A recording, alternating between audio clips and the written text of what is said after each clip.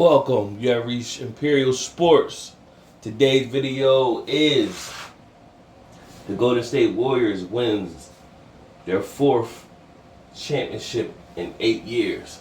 Let's get into it. So, congratulations to the Golden State Warriors. They pulled it out, man. This is a well-deserved championship after they won. One, lost the next one after giving up a 3-1 lead against Cleveland. Came back and won two. After that third year, Kevin Durant gets injured. Clay gets injured. They couldn't pull it out against Toronto. Then after that, the next year, Steph had a broken hand. Sat out the whole year. The year after that, he came back. Draymond came back. Clay was still out because he had suffered two injuries between Achilles and the ACL. And Steph had a comeback year. Steph played good last year where he was in MVP talks with a losing record or whatever. And then they made it to the play-in, and then he got injured somewhere along the line because he ended up leading the league in scoring last year. And he got injured, and I think that took him out. And then they had to play in. Of course, Memphis put him out. Came back this year. Steph has had a hell of a year, and even though he did get injured down the stretch. But he started off real hot. They started off like 18-2. Steph, around the time when Steph won the three-point contest. I mean, I said three-point contest. The three-point shooting of all time, surpassing Ray Allen. It seemed like Steph, like something happened with his game. He started struggling shooting. He was averaging over like 30 around that time, and he just started struggling. He did a slide after that, and the team did a slide too. So they was losing. They were like neck and neck with Phoenix for a long time there. Then they just start sliding, and they was way ahead of everybody. And then Memphis caught them, and then they ended up towards the end of the second or the third seed, and then they made it to the playoffs. Right before the playoffs, Steph got injured against Boston, ironically, and with the play Marcus Smart did, and injured him. And came the playoffs. Steph got healthy right in time. He was ready to go, and so it's that, the playoffs. Basically, he came to ball. He came to ball. I always have moments with Steph where I always say, like, Steph motor isn't high. A sharp shooter, he got game, but then sometimes his motor is low. Whereas moments where you feel as though if he just been more efficient or had that assassin in him, he could be more effective and get teams out of there. You just feel that way. And so you don't know if you could put all your trust in that or whatever. But sometimes even that motor that might not be a 10, but it's a 7.5, that motor could carry you through.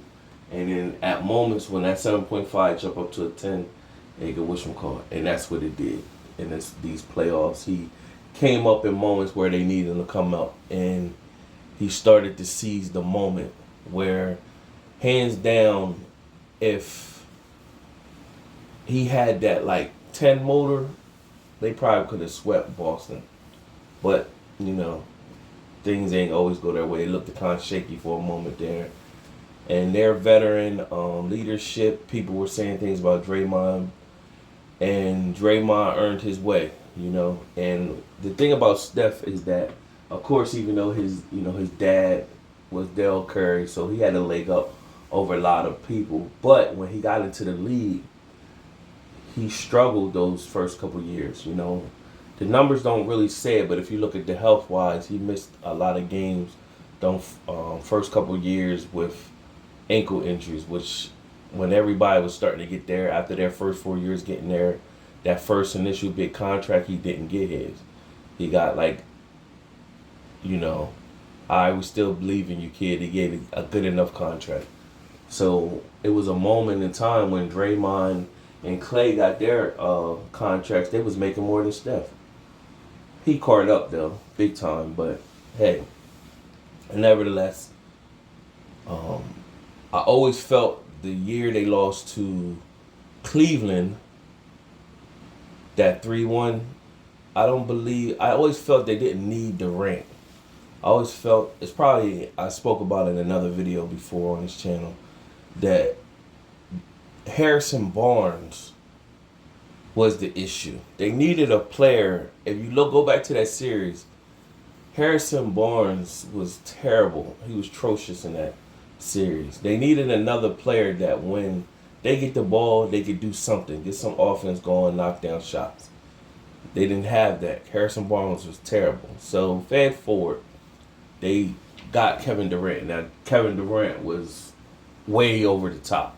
So that was a no-brainer. You know, I didn't feel as though they needed Kevin Durant. They brought him in, and of course, it's too much firepower with that.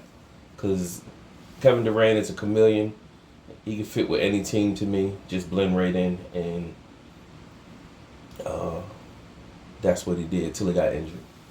Kevin Durant decided I need to go. He didn't have faith in the Golden State the Golden State organization. Went to the Nets after speaking with Kyrie. Think that was a bad business move on his end, because Kyrie is somebody who's talented, but I don't know if basketball is his priority. So it doesn't seem like he's committed when Durant is. So there's going to be some questions going on with that. Meanwhile, in walks the season, and this playoffs came. They got down. Memphis gave them a run for their money.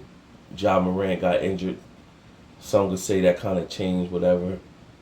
They played Dallas. They just wiped them off the map against Dallas. And then here come Boston. And Boston, they fought. And people try to say stuff about Tatum. Tatum and Jaylen Brown is 25 and 24. They young. If they keep that core together and keep adding on to the pieces. Shout out to Al Horford. He was looking like Bird tonight or whatever. And they keep them two core. They gonna get it. They just gotta keep working on their game. And Jaylen Brown has to work on it. He became healthy at the right time. Playoffs. He's been phenomenal in the playoffs. He's been phenomenal. He really is the reason why they was able to turn it on. He got healthy at the right time. If he can stay healthy, and Jason Tatum remember they won the Olympics last summer. He coming off he been balling. He keep working on his game. His goal should be to come out, try to get a scoring title next year while winning. Try to be like in them MVP talks. Like that's what he need to be doing to elevate his game. Nevertheless, Stephen Curry pulled it out. I always felt as though that first championship, the league made a bad mistake giving Andre Iguodala. That joker averaged 9 points. He did play some decent defense on LeBron. However, Steph was still Steph. He averaged like 24 that series. They made a mistake, but I think at the time they weren't fully embraced on Steph, because they would have never did that as being Steph being the superstar. They wasn't fully there with him on that level, because they would never did that with any other superstar. They never did that. They got the stats, we giving it to the superstar. They would have never did that. That Boston series when Lakers played Boston with Kobe kind of he wasn't all that series, and it was a moment where that game 7, Ron Artest won the game 7. Kobe, I think he probably had 24, but Ron Artest hit the key 3 and played hard defense on Paul Pierce. But they would never do that to Kobe. So they didn't look at Steph like that. It wasn't until that year after they won that championship, and that next year came, and Steph was explosive. They won 73-9. He was explosive, man. And they knew, like, at that moment. He was up 3-1 with Cleveland. He'd have pulled that off. Whew, he'd pulled that off. That would have been his first final elimination. Nevertheless, they jerked him. So this one this was like a no-brainer. He ended this. He closed it out, and out the gates, Boston looked like they wanted to give him a run at home, but Golden State picked it up in another gear, and they went in. And of course, Steph came out being Steph, like, yo, this gotta be my defining moment, and it was.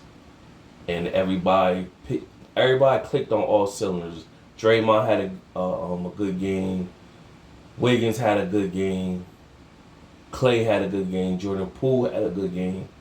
Everybody else was in. Gary Payton Jr. too, or whatever his name. That he was phenomenal. He was like a pest on the defense, scrapping. He got healthy because remember he had that injury against Grizzlies. He got healthy at the right time. So in came Wiggins, and I forgot I said Harrison Barnes was whatever. So of course Wiggins had a subpar time at Washington, Minnesota. It wasn't all that. So it was like, So when they picked him up, you didn't know what to expect. You seen the athleticism. He averaged like 22 over in Minnesota. And really the first 2 years, the first year Steph was injured. Wiggins was out there Wiggins was out there, and it was just like, whatever. He's. And then you seen some things like he could be better than Harris. At first, it was a moment I probably was calling him like, man, he Harrison Barnes 2.0. Because if you see my earlier videos on this channel, I spoke of they need to trade Wiggins and Wiseman for Bradley Beal. That's what I kept pushing. Like I was saying, they definitely need help. So even last year when Steph came back healthy, I was still saying the same thing. Like, man, you don't know what Clay gonna become. They need to be trying to push Wiseman and Wiggins to trade them. Because Wiggins is subpar out there. And came this year. To me, it seemed like Wiggins might have worked on his game more and got more in tune. Because this year he came out, he was more efficient and more effective, using his athleticism to be better on defense. And it ended up getting him a starting slot on the All-Star team. So he earned his role, and he was capitalized on it. Him and Jordan Poole. And so now it prepared him with confidence when the playoffs came.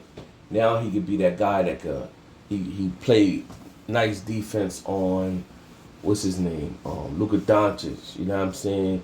Played some solid defense on Jason Tatum. So that allows Steph to have the free range. And then on top of that, Wiggins uses athleticism to do pit back dunks, dunk on people. He was knocking down shots. All things Harrison Barnes wasn't doing. So he was effective. Clay was Clay. And they pulled it out. So now, where do I rank Steph in a hierarchy? I think this championship officially made Steph, and some people probably said he was already there, but this is officially, as the little guy that reigned for championships, I had Isaiah over Steph. Some people say, man, I already had Steph over Isaiah. Me, personally, Isaiah Thomas, he got 2 championships leading, being the floor general of his team. How often you seen that? You know what I'm saying? Floor general, leading the troopers in an era when Mike was dynamic. Hasn't fully came into his own yet. Magic was still there. Bird was there. He got through it all. Got 2 chips. Salute to Isaiah. So that's why I had Isaiah still over Steph. But this one, does, in my book, place him over Isaiah. So a lot of people's talking that this place Steph in the top 10. I guess you can say that. Now, if you want to do hierarchy, everybody got their own picks. My top 5 and of all time is Magic, Jordan, LeBron, Duncan, and Shaq. No order. I'm just giving the order from point guard, shooting guard, small forward, power forward, center. My next 5. So I gotta place Steph in there. Steph and Isaiah, gotta put them in there.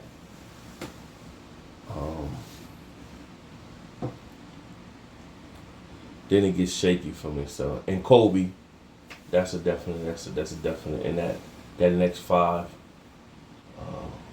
Then it could get shaky in there. Dirk, that's 4 in the next 5.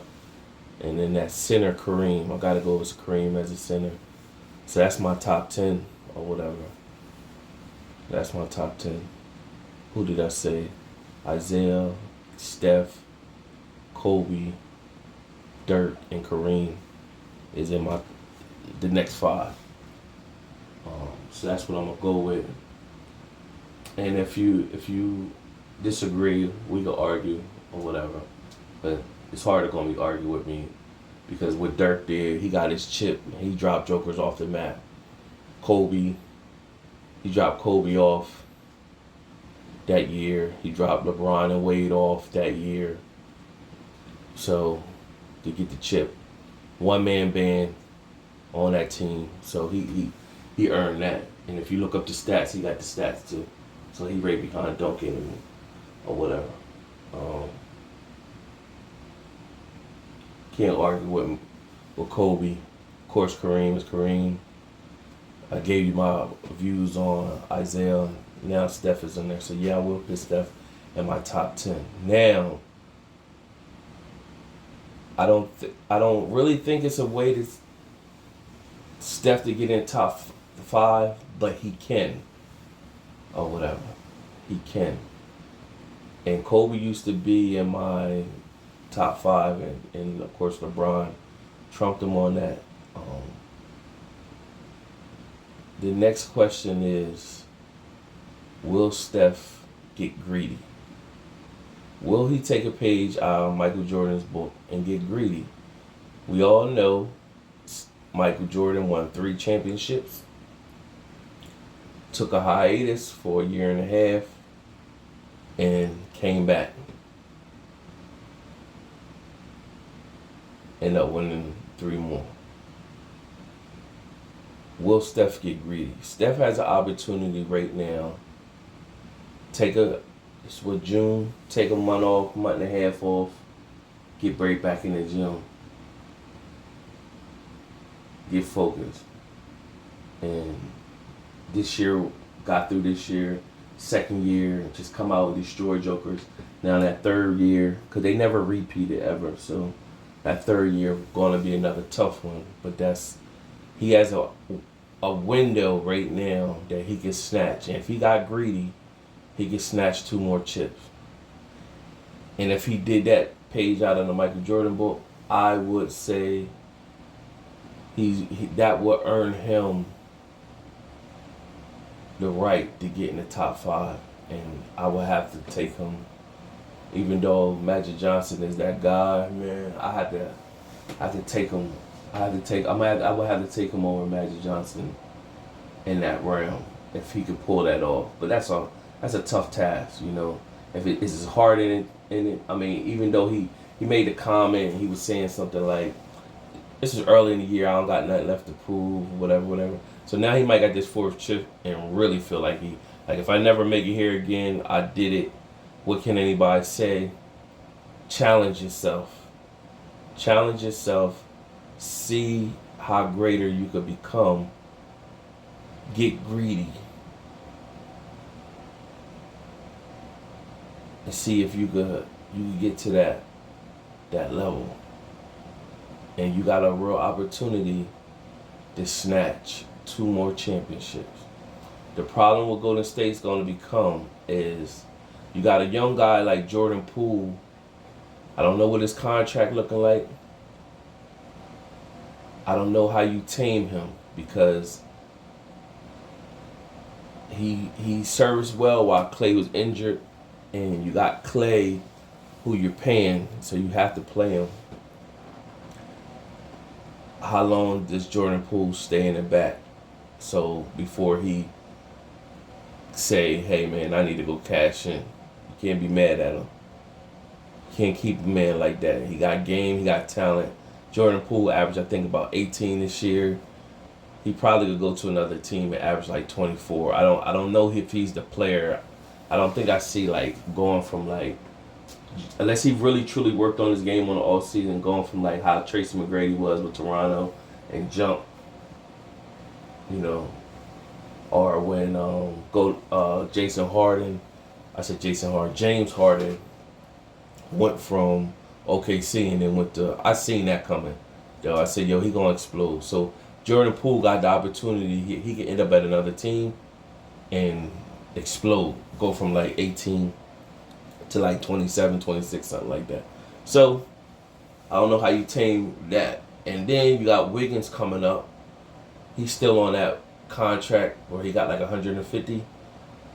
He just earned himself for another cash in. He gonna get 180, 200 and something. He just earned himself another cash in with his play. So that's the problem Golden State will have. That how they're gonna keep this unit together. You know, to pay all the players. Now you do have some. You still gonna have Peyton that's scrappy, gonna play. You got Kuminga. He shows some athleticism. He shows some promise. He need to still work on his game.